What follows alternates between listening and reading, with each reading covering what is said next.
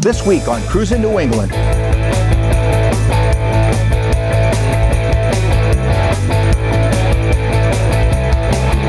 Do you remember trolley cars and watching fire trucks racing down the street with firemen holding on for dear life? There's a place dedicated to both right here in New England.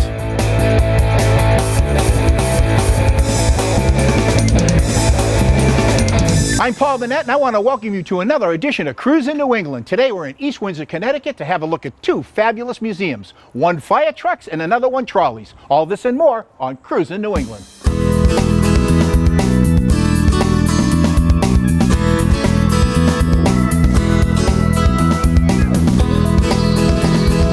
All my life, I've been cruising New England, meeting great people, visiting amazing places, and discovering wonderful classic and custom car collections, nostalgic automobilia, and so much more. Come on and join our adventure.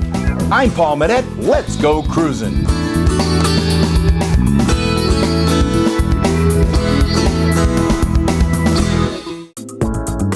Closed captioning for Cruisin' New England on Nesson is being brought to you by New England Recycling. Waste put to work. Cash for Gold, the place to sell your unwanted gold and diamonds. Where you sell your jewelry is as important as where you buy it. We at Cash for Gold are gold and diamond specialists. We will buy all size diamonds, gold chains, rings, bracelets, silver coins, and even broken jewelry. Often we pay 2 to 3 times higher than pawn shop prices. We also pay up to 90% of the daily price of both diamonds and gold. We are the original, authentic, family-run Cash for Gold and have been for over 35 years. Visit us at 527 South Broadway, Route 28 in Salem, New Hampshire. Your special moments are something to remember. For weddings, portraits, and special events, contact Sparks Fly Photography. Hi, I'm Jim Grundy, the old original from Grundy Worldwide Collector Car Insurance. We've been providing antique car insurance for 65 years, and now this year we have the latest and greatest state-of-the-art technology. Our new system allows you to go online on our website and get a quote in 2 minutes. If you like what you see, you can apply, plug in your credit card, and get your policy delivered to your email the same day. So for all your collector car insurance needs, try Grundy Worldwide.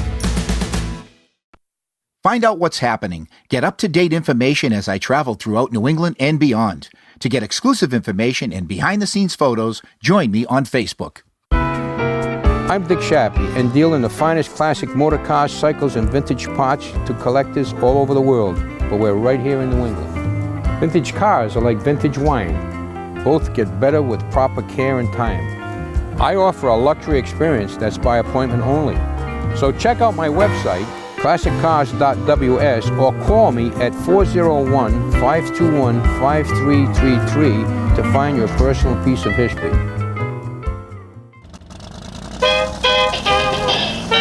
We're back, and I'm at the Connecticut Trolley Museum with Larry Bryan, a member of the board of directors here. Hi, Paul. Welcome. I guess I'm in good hands with you. I hope so. Well, let's have a look at some of the things that you have. First, let me show you what is the first 4-axle electric locomotive in the country that was built in 1894 by General Electric. And it operated here in the city of Tatfield, Connecticut at the Panema Mills. All its life until it was brought here in the 60s, and we're preserving it here in our display hall. Hopefully one of these days we'll have it restored and operating. Its nickname is the Black Mariah. So Larry, not all trolleys were for moving people. No, a lot of them were for supporting the moving of people and moving freight, such as this car. You had snow plows, you had maintenance away cars, you had combination cars like this one next to it, built in 1901, that operates Springfield, Vermont, that took not only people, but freight in the back, combination car. So they had all different purposes. You have a great collection here in the visitor center. In the visitor centers, we have a lot of trolley cars on static display for our visitors, in addition to all the ones we have outside in service, and I couldn't even give you a count on those. There's one over here that caught my eye, Larry. It says Car House on it. It's really pretty and yellow with red trim. Yeah, that's a special car to us. Let's go over and take a look at it.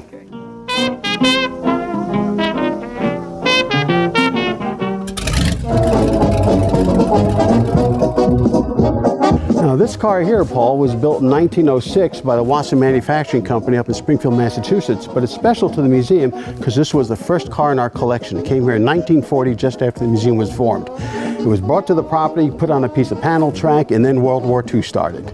And it sat here. So it's one of our favorite cars, and hopefully it'll be back in service one of these years. So this is an all-original car? Basically. A couple of pieces of, a little bit of paint here and there, but basically it's original. You know what really sticks out is that headlight.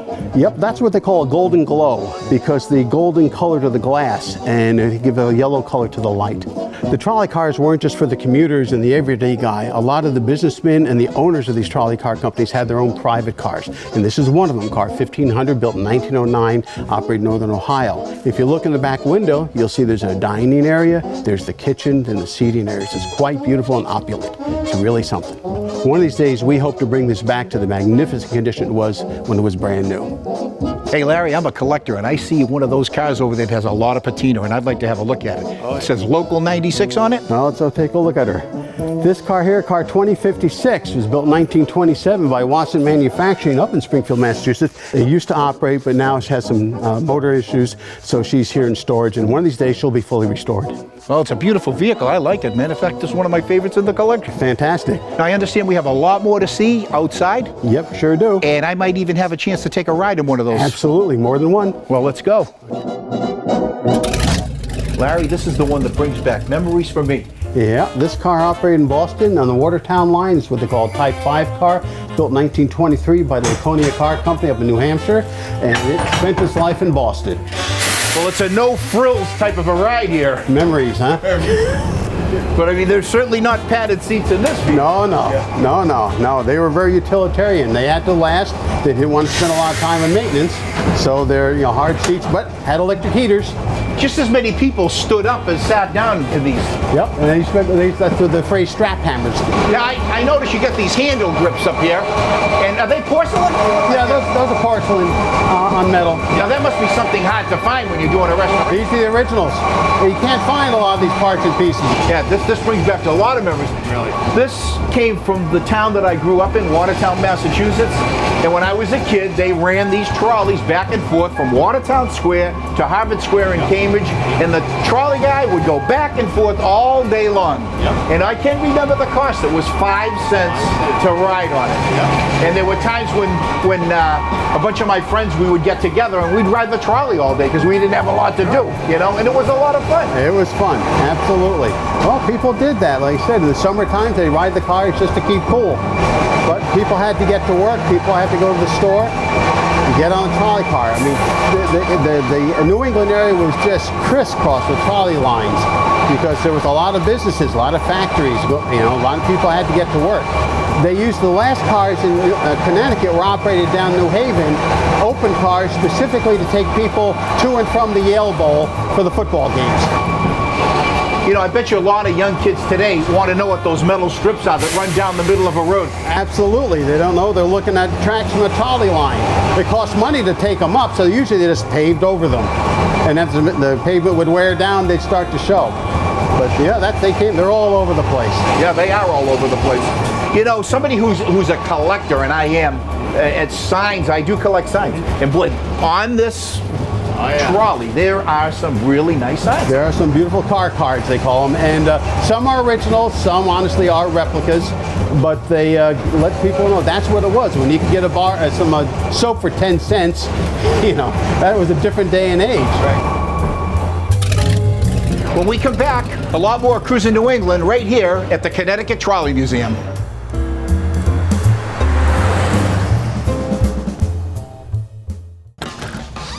Honey, what are you doing out there? Waiting on the next super blowout 3-day only mega sale. You don't need a sale, you need MPD. NPD's everyday prices are competitive with most sales, and orders arrive fast from our 4 strategically located superstores. National Parts Depot has quality parts for Mustang, Camaro, Chevelle, GTO, Firebird, Ford, and Chevy truck. For your free catalog, go online or call toll-free. Working beats waiting. Do you have a child with food allergies? Does your school need help managing food allergies? I'm Gina Minette-Lee, a nationally recognized food allergy author, educator, and consultant. I provide a common-sense, fact-based approach to managing food allergies at home and at school. For more information, visit foodallergyconsulting.com. Every week in the summer, I drive on Vermont's most dangerous road. We tailgate, we speed, and we crash. Around here, those are the rules of the road. Thunder Road, that is. But Vermont roads aren't a racetrack, and there are different rules to follow. Focus on the road conditions. Focus on the lanes around you, and focus on the drivers near you. Because at the end of the day, We want you to get home safely. That way we all win. Sponsored by the Vermont Governor's Highway Safety Program. When September comes, the party begins. Cruise on over to the Big E in West Springfield, Massachusetts, September 18th through October 4th. I'm Paul Minette of Cruisin New England at McMulkin Chevrolet. McMulkin has shipments arriving weekly of the new C7 Corvette. People from all over the country buy their Corvettes from McMulkin Chevrolet to get the highest level of value and service. McMulkin Chevrolet always has over 250 Corvettes in stock in their 3-story climate-controlled building. Remember, all roads lead to McMulkin Chevrolet. Check them out at mcmulkin.net. The Thompson Auto Group.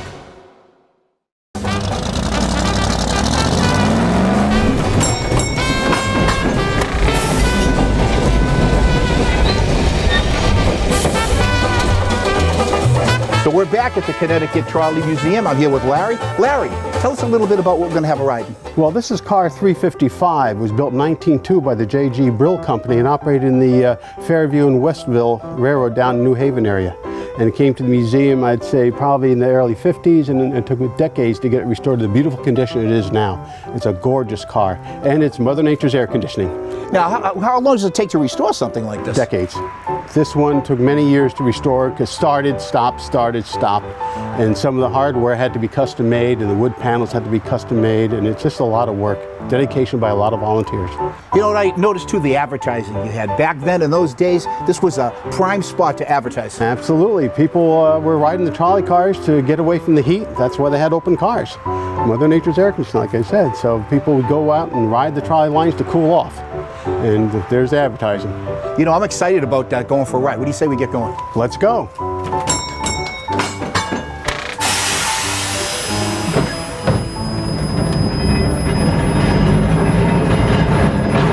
So they're beautiful grounds here. Tell us a little bit about the grounds. Well, the original, the museum, when it was formed in 1940, bought the right-of-way from the Hartford Springfield Street Railway Company, operated from Warehouse Point all the way out to Rockville, Connecticut. And it was a 50 to 100 foot wide piece of property. And then in the late 50s, they were able to acquire the 17-acre piece we have here, and the museum was then able to expand with the buildings and the storage areas and the grounds. Now, how many trolleys are in the collection itself? We have about over 50 pieces of equipment in the collection. About 10 or so are operating right now. Some are in the shop being restored, and others are in storage. And they're all in the trolley family? They're in the trolley family. We have a few pieces of railroad equipment, box cars, cabooses, electric locomotives, but mostly it's trolley cars. Now, the funding comes from where for something like this? Donations, ticket sales, a grant once in a while, but basically it's a non-profit. We push a dollar as far as we can. Now, I understand you run on a lot of volunteers here. Yes. Yes, we have a lot of volunteers. We have over 350 volunteers. So how much rail do we have here on the property? Right now we're operating over a 1.5 mile long piece of track. We do own 3 miles of right-of-way leading all the way over to the town of Broadbrook. Now, when people come to visit here, do they get a chance to ride? Absolutely. When you pay your admission, you get your ticket. You can ride cars all day. You can go through the museum. We have a movie running in the theater non-stop about the history of the trolley cars, and people can enjoy the day. So, Larry, there's something special about these seats. Oh, yeah. So this is what they call well, it's a double-ended car. In a double-ended car, you don't go around in a loop. You go back the way you came. So if people want to see where they're going instead of where they've been, you just flip the seats. Awesome. That is really fantastic. Awesome. It works fine, lasts a long time. Now, was this designed especially for a straight track then? No. A lot of companies, they just didn't have the resources to put a loop in. But the other side of it was more expensive. You had to have control stations at both ends of the car. I mean, people don't realize, again, back in 1905, you wanted entertainment, people would ride a trolley car. You didn't watch television, you didn't listen to the radio, and automobiles were just coming around. The roads were so-so. That's why there's so many trolley cars. People had to get to work, but they used it for just relaxing, too. That's why we had the open cars. Larry, we visited some theme parks, and every time we go, they mention trolleys. Absolutely. A lot of trolley companies in New England operated theme parks and amusement parks so they would get business on the weekends. We're the oldest incorporated trolley museum in the country. We were formed in 1940, in October 1940. They were able to move one car onto the property, then World War II started, and that was it until after the war. And little by little, they've been building and growing. You know, there's something about trains for little kids and big kids. I always tell them that we work here on the 12-inch equals 1 foot scale. Larry, this one's got some great advertising in it. Not only does it have old stuff, but it's got up-to-date stuff. Oh, on sure. here. We got little staples there. So, Larry, tell us a little bit about this one. This car is a beautiful car. It was built in 1922 by the Perlier Thomas Company and operated in New Orleans. This actually was the camera car during the making of the movie Streetcar Named Desire. And it was built by, like I said, the Perlier Thomas Company. The Perlier Thomas Company is the Thomas Company that makes school buses. They started by trolley cars. Wow, very interesting. So this one took the cast back and forth? This had, as we understand it, it was the camera car. Okay. So another car was the actual car in the movie. This was supporting the production of the movie. Too bad you didn't have some photographs of that. That would have been great, huh? Maybe one of these days some will come up. You never know. You never know. Once it came here to the museum, we totally restored it, and the woodwork's back and it's clear because it was just painted inside, and restored it and added electric heaters. Larry, Detroit was known for automotive. Were there any cities, even in New England, that were known for a number of cities in New England had trolley car manufacturers and railroad car manufacturers. Just north of us, Springfield, Massachusetts, had the Wasson Manufacturing Company. Worcester, Massachusetts was Osgood and Bradley. Up in New Hampshire's Laconia. And we have cars from all those manufacturers in our collection. So yes, they're all over the place. This car is in North Carolina. In Philadelphia, J.G. Brill. Jones in upstate New York. And there's others, and I can't remember them right now. Well, there's more trolley makers than there are automotive makers. Well, yeah, and it's also like bicycle manufacturers. They're all over the place. Right. And a lot of the trolley manufacturers also made railroad cars, and that's how they got their start. So you also have a fire truck museum here. Yes, we sure do. I have a wonderful fire truck museum. It has a beautiful collection of antique fire trucks and fire equipment memorabilia. It's a very nice place to visit. When we come back, it's fire trucks right here on Cruisin' New England.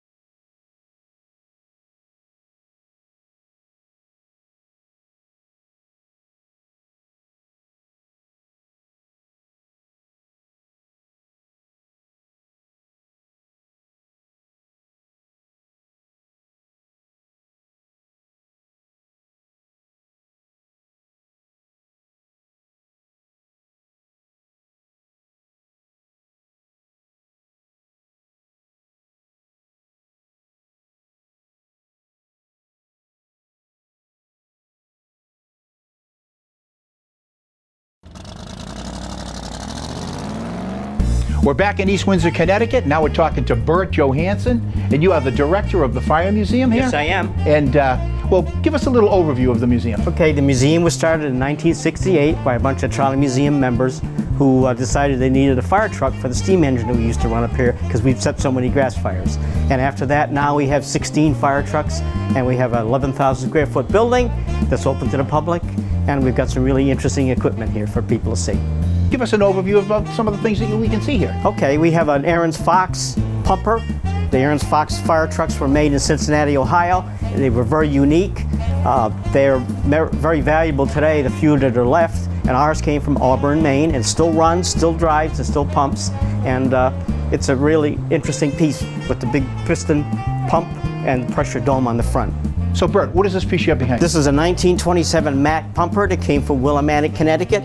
In 1938, it pumped for 2 weeks during the hurricane to supply the city of Willimantic with water.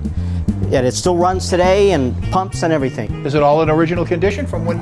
We painted it and did some work on it, but it's basically the truck that was in service until about 1954. Bert, look at those ladders. They're all wood. Yep, and they're heavy. They're not like painter's ladders. These are designed to hold, 4 or 5 people, and they're very heavy. They're wood. Nowadays, ladders, of course, are all aluminum or fiberglass, but in this day they were wood. As you can see, all the ladders here. Now, if you want to see ladders, we're going to go into this room and we're going to see the biggest ladder that you've ever seen. It's 85 feet long. Well, let's go have a look. Wow, a hook and ladder, Bert. Yep, this is a 1934 Seagrave. It's a 85-foot aerial ladder. It's made out of all wood, and this served in Springfield till 1973, and when it came to the museum. And we do take it out once in a while. It has a tillerman in the back. It takes 2 drivers, and it's quite a piece, quite an interesting piece. It's got all wooden ladders. A 55-foot extension ladder weighs 500 pounds, so it takes 4 firemen to raise it. And I also noticed here you got some spotlights on the side of it. Yeah, typically lighting equipment would be carried as a life net, life-saving machine, axes, poles, pike poles, and various tools for rescue. Bert, this place is a lot bigger than I thought it was going to be. How many vehicles do you have in the car? Well, on the other side of this truck, we have 10 other vehicles from 1945 to 1923, all operational. We take them out for parades and pumping exhibitions and stuff like that. They're not very good on gas, so we don't drive them a lot like we used to years ago. Some of them only get 1 or 2 miles to the gallon. So Bert, you also have a lot of memorabilia and even some toys. Yeah, we have a large collection of fire toys that were, some of them were made by members and others are bought at antique sales. We have a lot of firefighting equipment, nozzles, and equipment that was used on the trucks of this era. But the most interesting thing maybe of all is our communications center here at the Trolley Museum. This is a working fire alarm system. It was built in 1902 and it served in the city of Danielson, Connecticut. And right now it supplies the fire alarm system here at the Trolley Museum, which is directly tied into the fire department, so we can protect our collection. Bert, I see you got a couple of beautiful fire trucks out there. Is there any way we could take them for a ride? Absolutely. When we come back, it's every kid's dream. We're going to go for a ride on some fire trucks.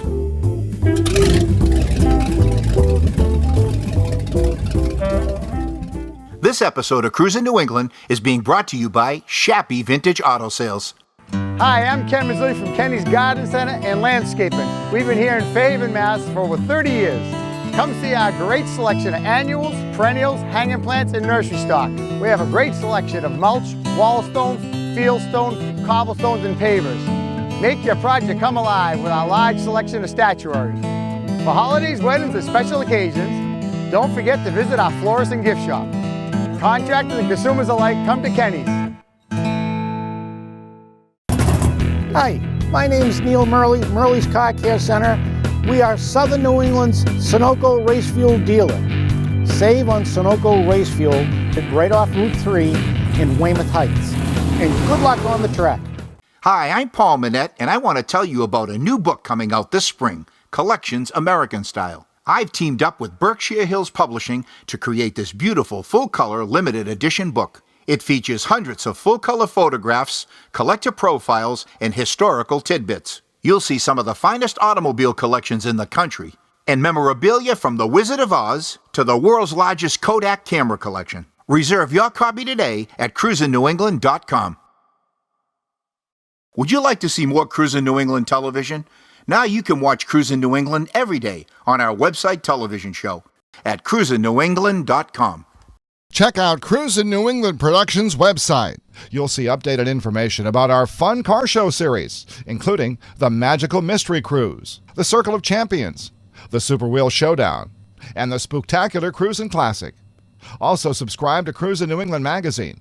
We feature some of the hottest rides in the Northeast along with event listings and a whole lot more. Don't miss a single issue.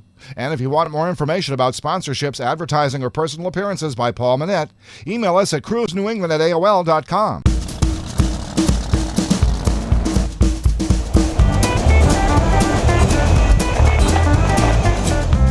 We're back in East Windsor, Connecticut at the Fire Museum. Bert, what are we going to go for a ride in first? Well, we're going to go in a 1945 Seagrave. This is a rather unusual truck. It served the United Nuclear Corporation in Montville, Connecticut. It was their in-house fire truck.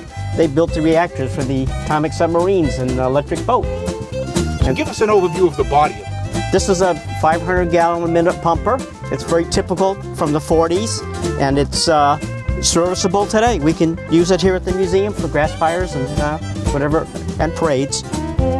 Well, I'm excited to take it for a ride. Can we get this thing going? Yes, sir.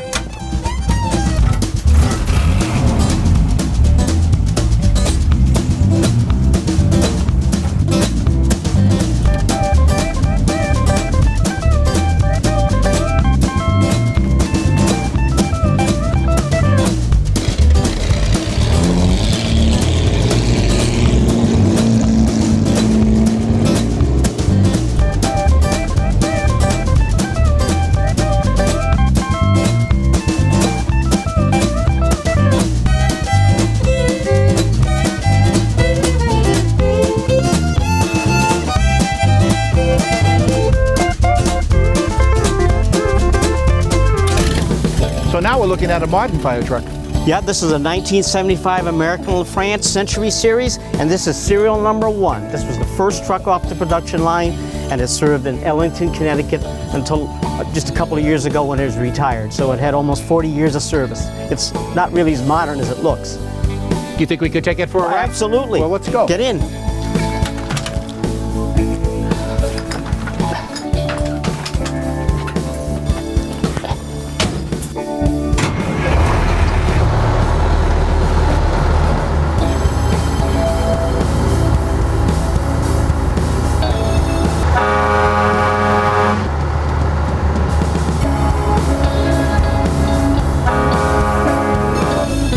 Hey, Bert, this is pretty big.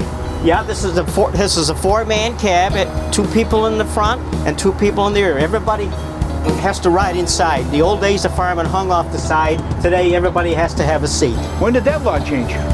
Quite a few years ago. There were a number of firemen who were killed falling off fire trucks going to fires. So now, in the state of Connecticut, everyone must have a seat.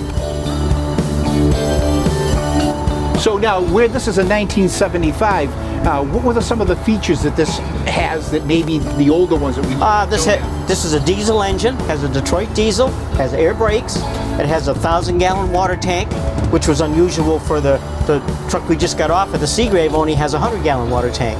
And this is a big truck. Even today, by today's standards, this is quite small. So, Bert, we got away from the wooden ladders with this, didn't we? Yep, this truck has aluminum ladders, which are much lighter, and of course are much safer. But wooden ladders were in service in a lot of departments until the 70s.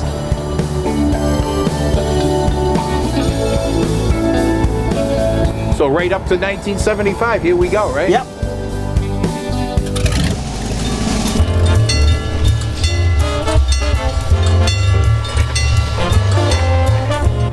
Larry, I always pick a favorite every place I go, and I gotta say, this is my favorite. Well, it is a unique car. There's only 4 trolley cars built like this in the world. It's called the Montreal Observation Car, and it's tiered seats and no roof.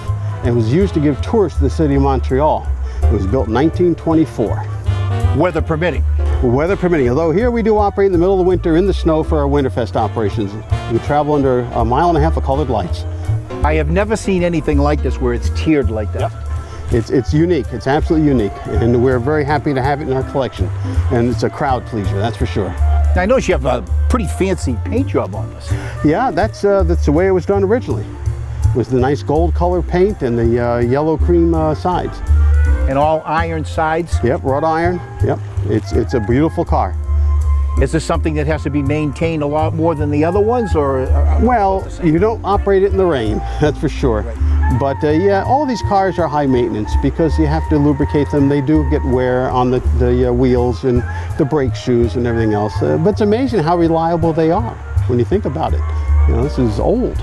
To me, it looks like the limousine for Santa Claus. Oh, Santa loves this car in the Winterfest. I've had a great day here today in East Windsor, Connecticut at these 2 great museums. Thanks a lot, Larry, for showing me all those beautiful trolley cars. You're welcome. And same to you, Bert. The fire trucks were great. I'm Paul Manette. Until next time, I'll be cruising New England.